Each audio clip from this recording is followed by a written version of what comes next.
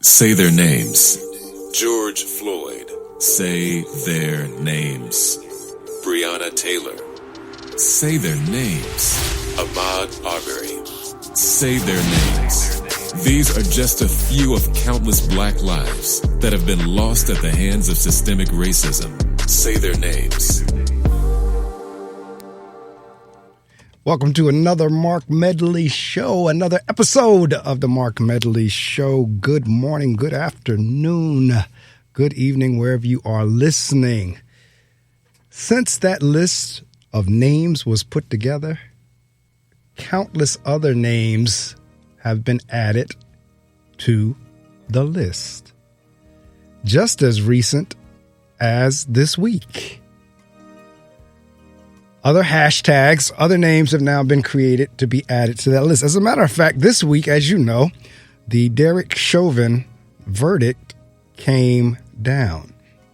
Now, let me be very clear about this. To me, is really nothing to celebrate per se in the true definition of the word celebrate or celebration, because at the end of the day, that was a lose-lose situation.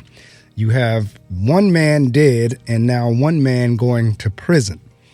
So I don't see anywhere where that is a cause for celebration. However, at the same time, and from an accountability standpoint, yes, the correct actions occurred based on the facts of the case.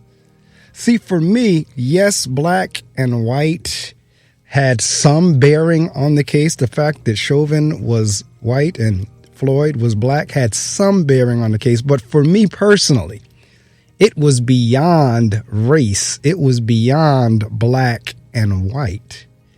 It was just the blatant disregard for the life of another human being.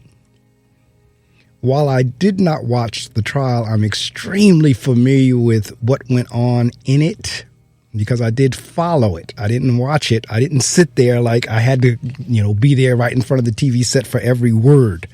But I was able to follow it enough on news clips as well as social media. Just the blatant disregard for someone who is, for the most part, begging for his life.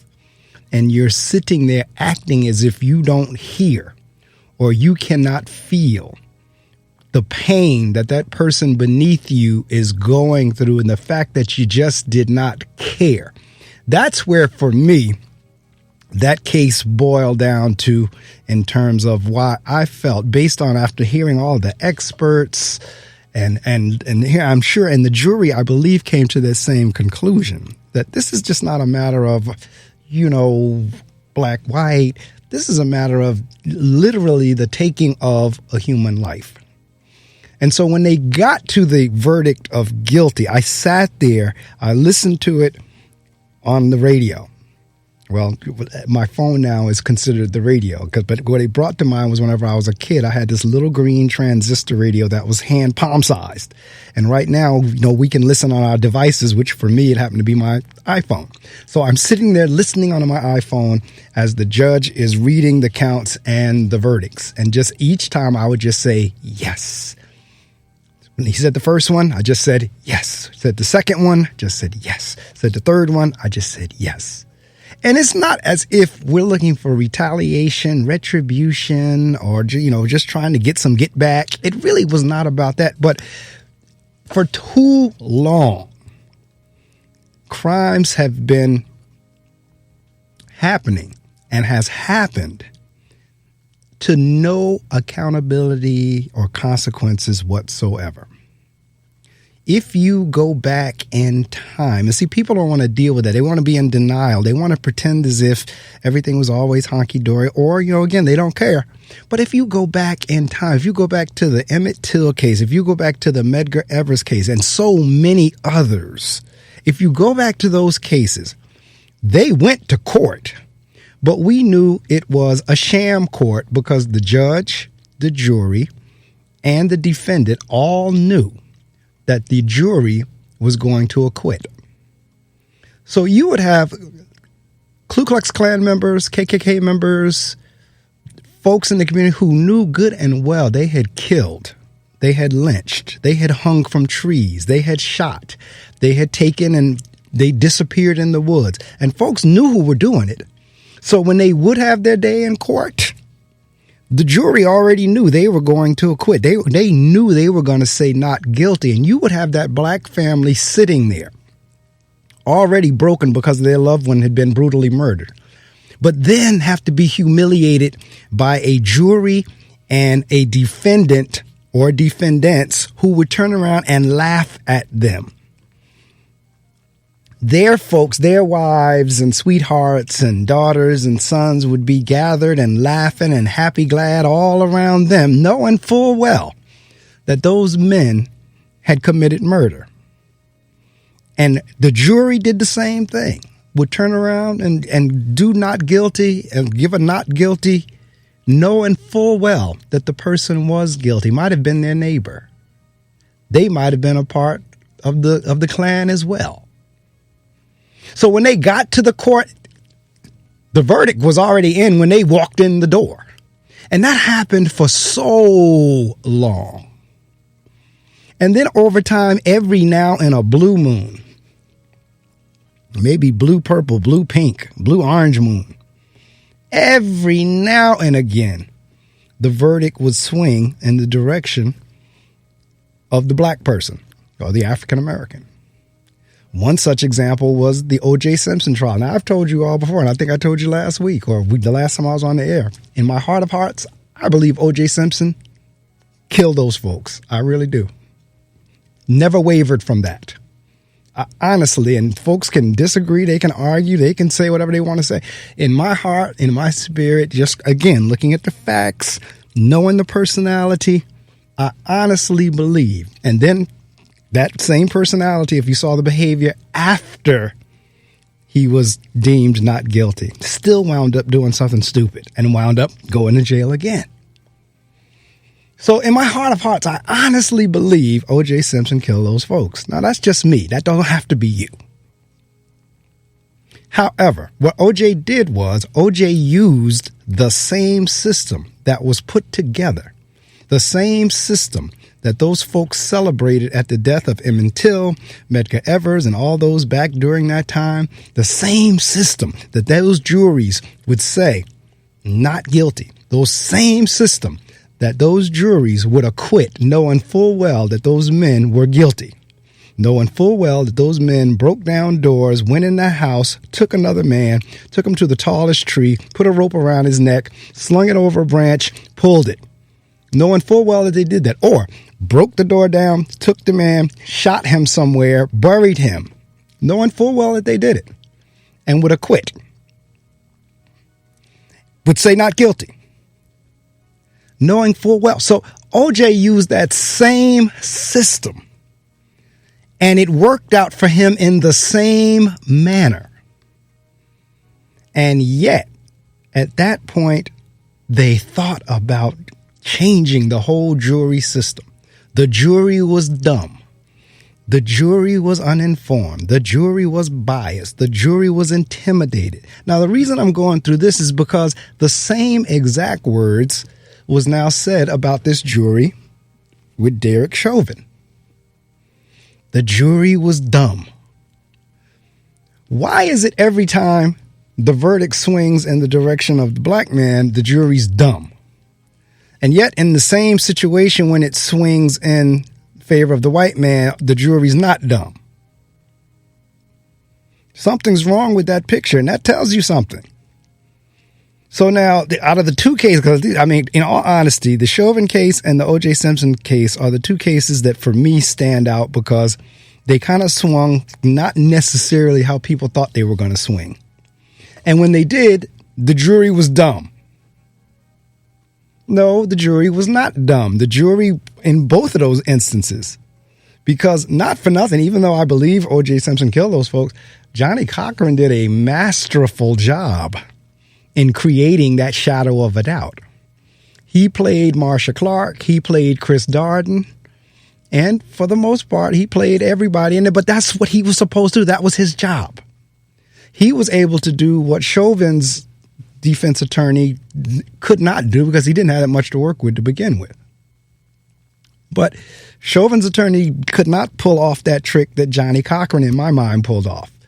But my point is, the system is the system is the system is the system. When it works for our Caucasian brothers and sisters, it's fine. But when the system works for black people, then something's wrong with it. Then things have to be changed. See, that's what's going on with this whole voting thing. This whole voting thing is not necessarily about voter fraud, because there wasn't any voter fraud. This whole voting, the changing of the voting laws, is about the participation and the number of folks who did vote this last election. That's what the changing of these laws are, is because folks came out in such large numbers that now folks had to go back and say, oh, we got to do something about this, because whenever their voice is heard, things change. That's why all these laws, don't be duped. Don't be fooled by the rhetoric. There was no voter fraud. No more than any other election at any other time. There was no voter fraud. That's a cover-up. That's a ruse. The truth of the matter is you had more people vote in this last election probably than in our history. And when I say more people, I'm talking not just more people in general, more people of color, more black people, more women, more everything. Voted in higher numbers probably than ever before. And that sent up all kinds of red flags, which, of course, this is what happens. Every time, when things start working for everybody, the laws has to be changed to favor one. Therein lies the issue. Every time, whenever the laws, when the playing field if there is such a thing as becoming level, every time that playing field kind of levels a tiny bit or moves toward leveling, all of a sudden the rules or the laws have to be changed so they can get tilted again in the favor of one group. That's why we keep going down the road we keep going down. That's what I was saying earlier in terms of it's sad that we have so many hate-filled and hateful people in the world. And I am not sitting here behind this microphone to say that we don't have a whole lot of loving people in there, because we do. Matter of fact, thank God for all the loving people. Well, it would really be bad. But the truth of the matter is we have a whole lot, too many, of hate-filled and hateful people. And that's a sad statement, because to me, you would think it would be easier to get along than it would to always constantly be fighting somebody. You would think it would be easier to love than it would to always be constantly hating. But this goes back to Iyanla Vanzant's book and Reverend Run's book in terms of there are a lot of people who don't love themselves. And if you can't love you, you're not going to be able to love anybody else. If you can't not love yourself, you cannot love anyone else. And that's part of the issue, that we have a lot of folks who don't love who they are. And therefore, they project or they put that on other people. Other people now have to pay for them not loving themselves. I started the show with that the say their names list just growing longer and longer. Now, again, one would think with what was going on with Chauvin that you would think before you act, but I think just about either every day since or either every day during, we've had yet another killing. And see, I get the black-white thing. Yeah, I get that. But let's take it a little bit higher than that. Let's take it to the fact that this is one human being killing another human being. All right? Let's take it there. And then we can get into the black-white, so forth and so on. All right? Because make no mistake, there's a definite difference in treatment depending on who the suspect or the perpetrator or whatever they're called is. There is. But why is it that they always have to shoot to kill? Can they not shoot to maim? And what I mean by that is, I would think, and I'm not a police officer, and believe me, I I don't bash police officers because my experiences with police officers have always been very good. All right. They have a tough job. Let it be known. The police officers have an extremely tough job. Every Saturday morning when I come here, police officers let me in, and extremely professional, extremely respectful. Anytime I've dealt with police, has always for me been that way. Now, I'm not saying that's everybody's experience, but what I don't understand, if something is going down, and these folks are trained on how to shoot. I've gone to the firing range as well. So I know, we practice with targets. I've been in the military. I've been to the firing range with the Air Force. I've been to the firing range when I was out of the military just to go to the range just to shoot. Okay. I know we have targets, and I know they have training on how to hit spots in the body. So my question is, if someone is doing something that you really feel you need to apprehend or to slow them down, why can't you, if you have to shoot? Because in many of these instances, I don't even understand why the gun is even out. However, but if you do have to shoot, why can't you shoot just to the point to stop them? Like a shot in the leg or a shot in the arm or a shot in the hand. Something that would, because if I'm, say, for example, like some of these car stops, if someone is trying to run and you pop them in the leg or in the buttock or, in the foot or in the hand or the arm, the fact that that bullet went through them is going to slow them down. But in most of these cases, the shot is a fatal shot. So if you're good enough to hit that chest and heart area, that head area, why can't you now direct your aim at a leg or an arm or something that would maim? Now, a person may lose his or her hand or his or her foot or what have you, but they would still have their life. But these shootings are coming down where folks are losing their lives senselessly. In that Daunte Wright case, a license plate, expired tag, air freshener hanging in the window, and maybe they had a warrant. I don't know, but I just don't think that deserved him losing his life. This Ahmaud case down in Georgia is up now as well. Now, he was just jogging. He was jogging. Now, I don't know if he had done something or not. I doubt it because I haven't seen anything to say that he had done anything. And I've been to Georgia and I've been down some of them roads. So I totally understand it and feel it. I could see what happened happening. But this is going back to this evil and hate thing again.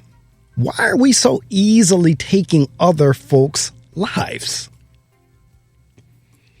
Why are we so quick to take someone else's life? Because at the end of the day, these are people's daughters and sons and fathers and cousins and brothers and aunts and grandparents. And these are families, people that were, but see, this goes back again to what I was telling you about a few minutes ago, like back in the day, as the kids can say, whenever folks were kicking in a door, taking the man most of the time, and every now and again they take the women too, but kick in a door, take the man, go out in the woods, grab a rope, throw the rope over the branch, and 3 or 4 men stand at the bottom and pull it, hanging somebody. But this is really, in all honesty, this is like maybe the 2021 version of that with all these various shootings. Think about it. Because that's one of the things I like to do in this show is to cause you to think. And I say all the time, you don't have to agree with me. You can stand me down. You can argue me down. But you have, just like you have the right to have your thoughts, views, and opinions, I have a right to have my views, thoughts, and opinions. So you're not going to sway me on that. A lot of these that's going on in 2021 is no different than what was going on in the 20s, 30s, 40s, 50s of folks knocking on, kicking in a door, taking the person out the house, stringing them up from the tallest tree. It really isn't. It's all connected, but folks, we need to think. We need to love. We need to love. We need to think. We need to reflect. Folks really do, as in the Reverend Run and the Iyanla Vanzant book, really need to do some self-reflection and make some changes. Really need to think about, because see, right now I can't imagine being any of those officers in this predicament.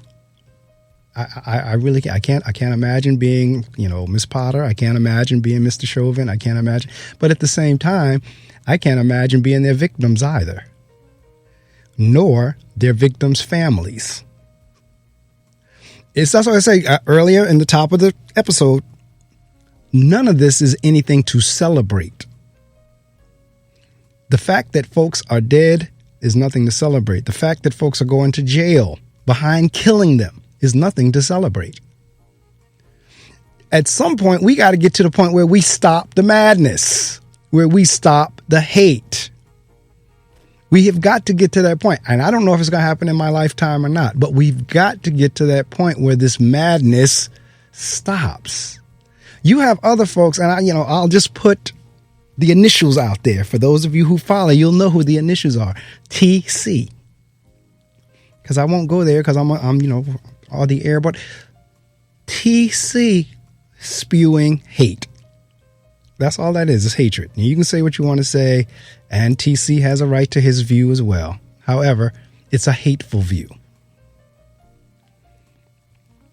If you don't know who TC is, if you put TC in Google or, I will say the T rhymes with the word truck.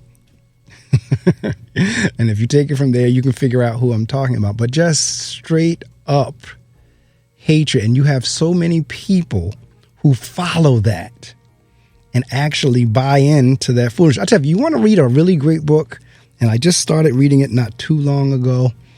The author of the book is Charles J. Sykes. And the book is How the Right Lost Their Mind. Now, mind you, the author is on the right. The author is a conservative. The author is a part of the GOP. The author is a Republican. But at the same time, he's done that reflection and is able to transparently write in his book exactly what's going wrong or has gone wrong in the party. So this is someone within the party who is now, and he's not being critical. He's telling you like it is. This is what's going on within the party as to why he feels they've lost their mind. So again, the author is Charles J. Sykes, and the book is How the Right Lost Their Mind. Now, you know me, I don't get into these labels. I don't get into these right, left, Democrat, Republican, black. I really don't. But at the same time, since that's how we operate. But the book is a really good book. I really encourage you, especially since a lot of what I do deals with reading. I highly encourage you to get the book How the Right Lost Their Mind. And the author is Charles J. Sykes. And that is really what it comes down to. We are losing our minds. The daily grind and stresses of this pandemic. And while I'm on that,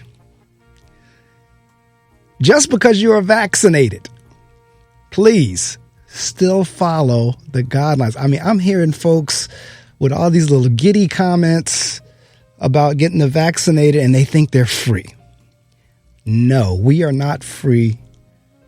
Even though we've been vaccinated, we still need to follow the guidelines. Because think about this for a minute. Again, I am convinced that folks don't do a lot of thinking. I think, we really blindly follow. But think about this for a second. Even though they have some data on the vaccines, we haven't had it long enough or experienced it long enough or been inoculated with it long enough to understand, well, how long does it last? Even though I've been vaccinated, can I get it again? Does it wear off in a certain amount of time, in a certain amount of months? Am I going to have to be inoculated again in a year like we do for the flu? that we have to get this every year. So folks are running around and they're giddy and, oh, I'm free. I can go see this and I can go do that. Me personally, I wouldn't. You still need to wear your mask. You still need to social distance. You still need to limit your whereabouts, because we could be, and I'm not knocking the vaccination. I'm really not. I'm thankful and grateful that one was created and we can actually get vaccinated. But let's not get too happy too quickly. Let's not have a false sense of security. Because that's what I think a lot of folks, even though, and I'm not downing the vaccination. However, don't let it give you this false sense of security and you run out there buck wild. And as it turns out, you're still able to catch it again, or either another strain comes up that can go around it, or what have you. Still keep the proper cautions in place.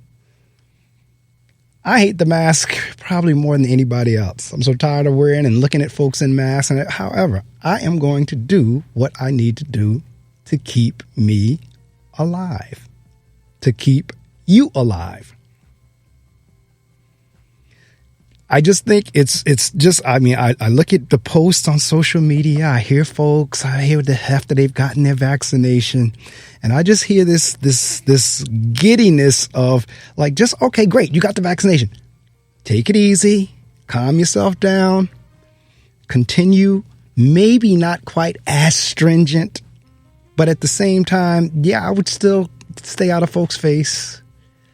I would still not be going to no big mass parties. I would still not be trying, because the other thing, 80% of the world has now shut down their international travel. That came across the other day because they had loosened it, and now all these countries, the numbers are spiking back up. So now they've taken the international travel back out.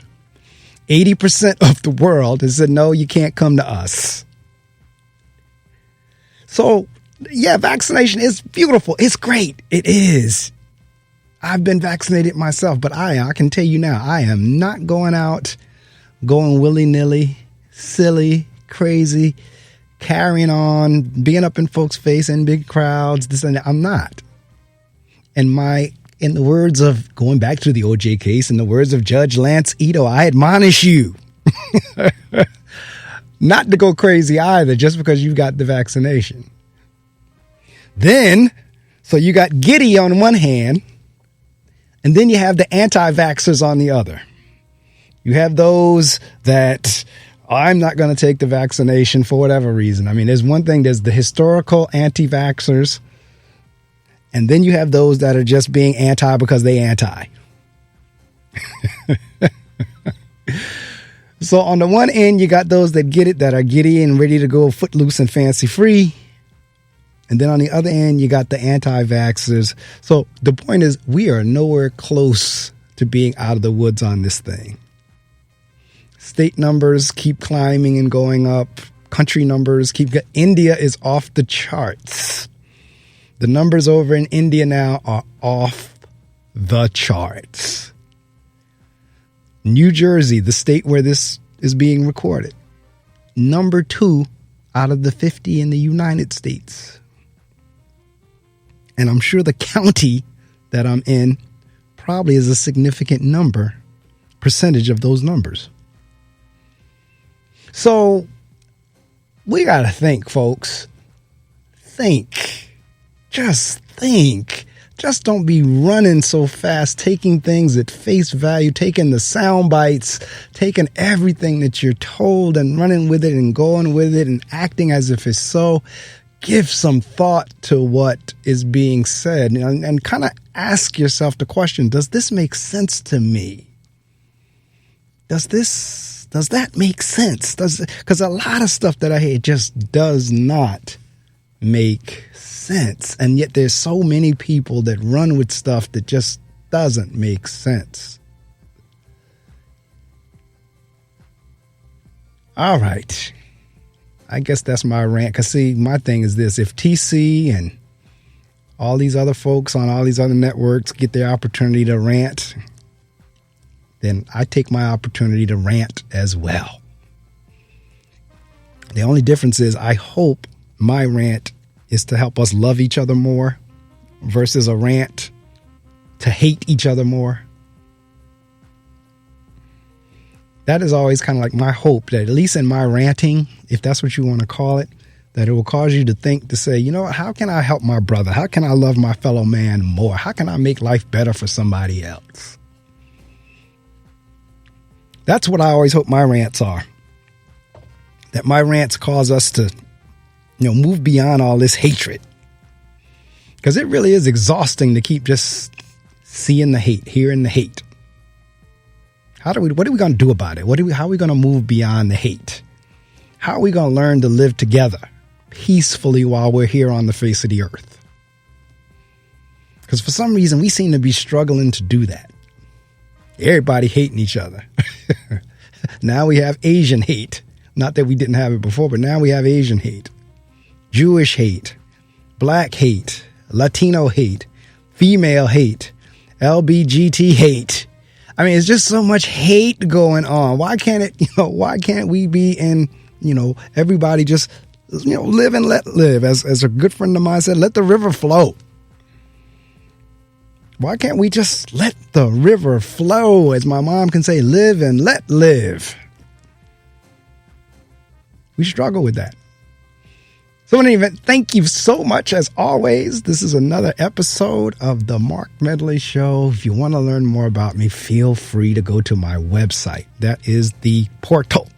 That is the hub of everything. markamedley.com. markamedley.com. Again, MARCA. It's all connected, no spaces. markamedley.com.